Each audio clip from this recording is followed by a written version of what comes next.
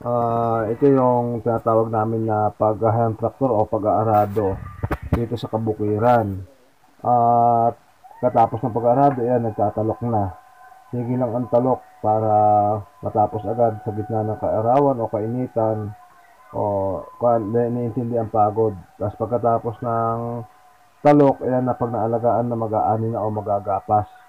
Mag-aani na. Pagkatapos, dito, pinapakita, yan, naghahakot na. Nag-hand tractor, makina ng thresher. Tapos ito, nakatumbon, yan yung pinagtumbunan ng palay para hindi masayang kasi nalulugas. So yan, pinakikita, tinetreasure na.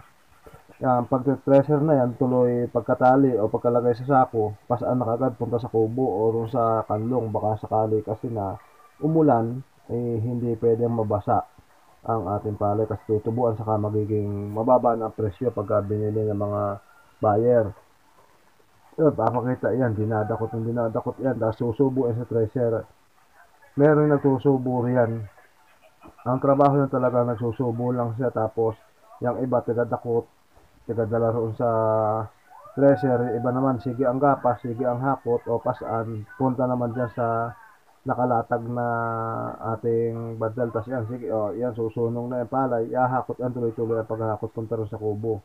Tapos dito pinakikita naman yung pag bibilad na pagkabilad, yan na, ilalagay ulit sa sako. Pagkatapos yan, nakahile-hilera, ilalagay sa sako. Bababang kung sinasadya kukuha, lalapag ng eroplano. Salamat.